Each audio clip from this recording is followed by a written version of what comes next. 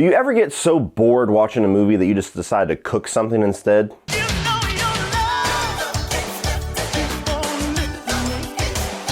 Yeah, me neither.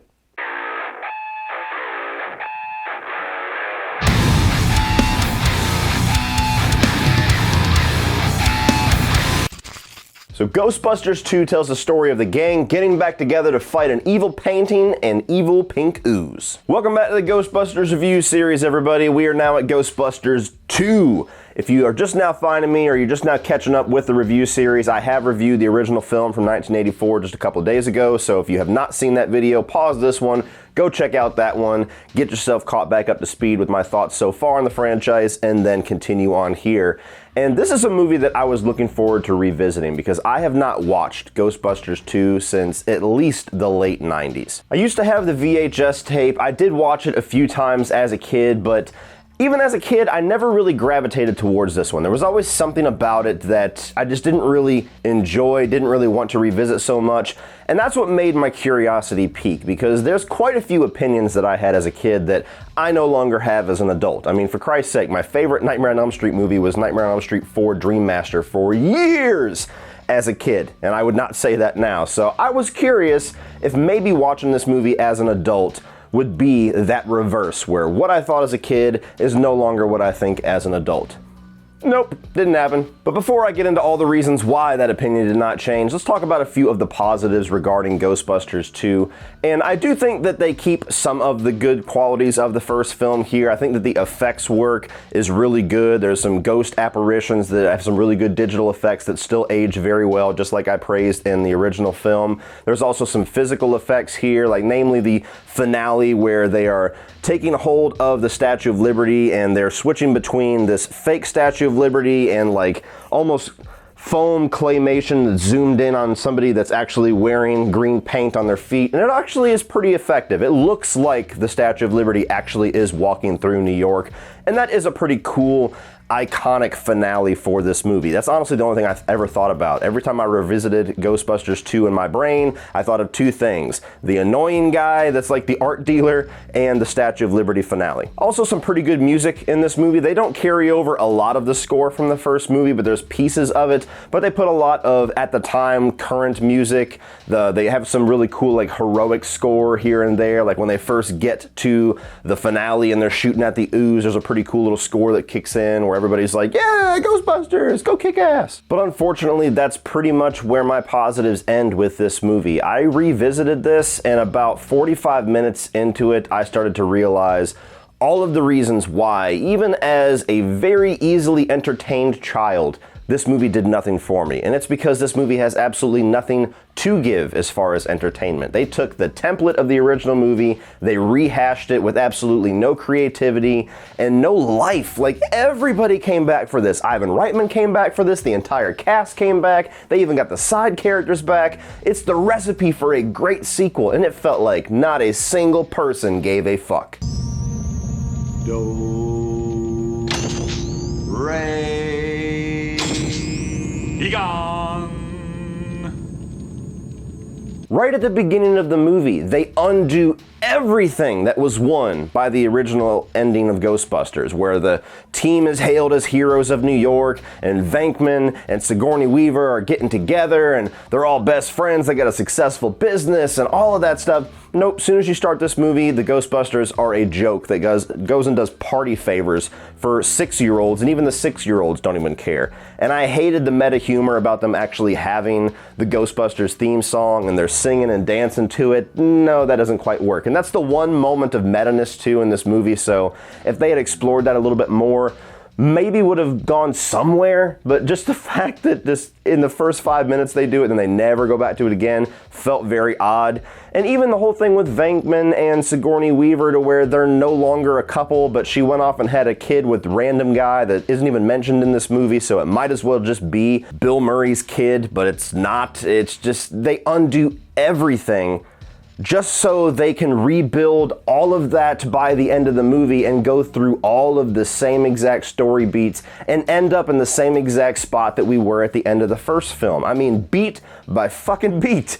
They get the team back together, they start to investigate a little thing here and there, nobody in the city's taking them serious. You got a guy who works for the government that thinks that they're dumb and thinks that they're a bunch of frauds, and he's fucking with them constantly and putting them in jail. Eventually they win over the mayor, he fires that guy and gets rid of him. Is this sounding familiar to you? Lenny, have you been out on the street lately? Do you know how weird it is out there? We've taken our own head count. There seem to be 3 million completely miserable assholes living in the tri-state area. All the way to the end where they go to some old architecture type building and they have this gigantic kaiju level presence there, where you had the Stay Puft Marshmallow in the first movie and you got the Statue of Liberty in this movie, and they vanquish the evil and they come out and the city of New York loves them again. You guys are actually for real. Now fuck off again, because we already forgot. And I just don't for the life of me understand why this movie is the way that it is. When they got everybody back together, I mean, it's not like these people hated making Ghostbusters.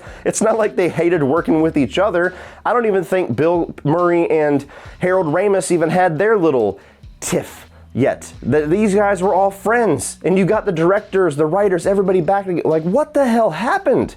How do you get all of the ingredients, put them all back into the same pot and get a completely mediocre meal out of it that's the same fucking ingredients as last time? I was stuck in an elevator for 2 hours and I had to make the whole time. But I don't blame them, because one time I turned into a dog and they helped me. Thank you. And I could forgive some of that. You know, there's certainly sequels that go beat for beat the original film. I mean, Home Alone 2, for Christ's sake. I'm less than a month away from watching both of the Home Alone movies and telling you that they are both absolute classics.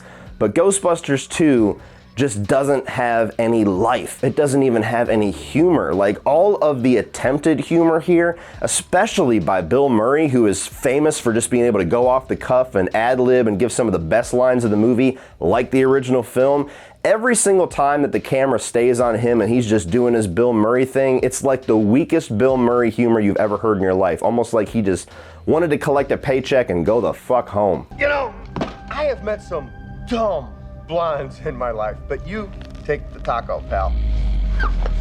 And I do not like the villains in this movie. I mean, you got that painting. The painting is kind of iconic as like a meme or a joke, because I've never really met anybody that likes this movie, and now I remember why. And then you have his sidekick, who is the foreign art dealer guy that has the hots for Sigourney Weaver. And like I said, even as a kid, I thought he was annoying, and as an adult, I thought he was annoying too. So he is just a complete negative presence in this movie. His humor delivery does not work for me. No photographs, please. Slides are available in the gift shop. But this villain of this ancient guy on this painting who's trying to find a vessel in Sigourney Weaver's baby, and all the while you got this looming presence of this pink ooze going underneath the city of New York that responds to human emotion. So if people are really pissed off, it gets really powerful, and if people are really positive, it loses all of its power. It's just, those two things never really feel like they come together in the first place, and either one of them as separate villains, very lame compared to what we got in the first movie. And the first movie was so outlandish with these demon dogs and Gozer and this portal that opens up that it should never have worked, but it absolutely did. This movie doesn't work. And you don't even really get the satisfaction of a cool showdown here. I mean, you could kind of say that they resolved it pretty quickly in the first movie too, but again, it just worked for whatever reason. Here, as soon as the villain actually comes out and starts showing how powerful of a presence he is, the people of New York start singing that song, he loses his power, gets put back into the painting, and the end of the movie comes. And so, all the while, it never really felt like either of these villains, either of these threats, were really a threat. They were just there. Like, they were just something, what the fuck, we did marshmallows and we did the dog, evil painting. Pink ooze. Cool. Good idea? No? Fuck it. And you know, it's really a shame, because for as popular and as iconic and as timeless as the property of Ghostbusters is, to the point where we have a new Ghostbusters coming out in less than a week and people are so excited for it, both adults and kids, all generations, it's a shame that this movie had to be this way, because I honestly think Ghostbusters 2 is where the blame lies for why this franchise could just never get out of quicksand after that first movie. I mean, you can say everything that you can about the remake, and I certainly have a lot to say, but we never even would have gotten to that point if this sequel was good, if anybody gave a damn when they wrote this, if anybody felt like they wanted to give it some life, to actually put the passion that was in that original movie in this one. If this was a successful sequel and a good movie, we probably would have had 3, 4, 5 Ghostbusters movies that could have been on that level of quality. But because this was a tired retread, we just never got anything from it. So all in all, guys, I do not like this movie. I have never liked this movie, and I never will like this movie because there's not really anything to like here. You can have some goofy fun with it if you shut your brain off, or if you just adore the template of the first movie and you're not in the mood to watch that one for whatever reason. I guess you can get some enjoyment out of this one, but this is honestly a sequel that it just kind of infuriates me how the hell this even happened. When you got everybody back together again, how can you make such a lifeless retread? So if you're a fan of the first movie, just go play one of the video games or rewatch the first movie or go play with your Ecto-1 toy if you got one. I sure as hell didn't. But this sequel is not worth your time. It adds nothing to the franchise, adds nothing to the lore, and added nothing to my enjoyment of this evening. So, as far as I'm concerned, go ahead and skip it. So what do you guys think of Ghostbusters 2? Are you a fan of this one? Do you find redeeming qualities here? Do you think there's a lot of creativity in this one? Or are you like me and just think, what the hell is this? Why would you do what you did in this movie? Why would you, of all the things that you could have followed up the first movie with, why is this what we got? Nonetheless, let me know your thoughts down below, guys, please, and we will talk about it. Be sure to like and share this video to help get some new eyes on it. If you are new to this channel and you want to stick around and watch some more Ghostbusters reviews, be sure to hit that subscribe button because I'm talking about the remake tomorrow, and then I'm talking about Ghostbusters Afterlife on Friday, and then we're going to end with a ranking on Saturday of all 4 of these movies. So be sure to stick around so you don't miss any of that. Thank you guys for watching as always, and remember, opinions are like assholes, but that doesn't mean that you have to be.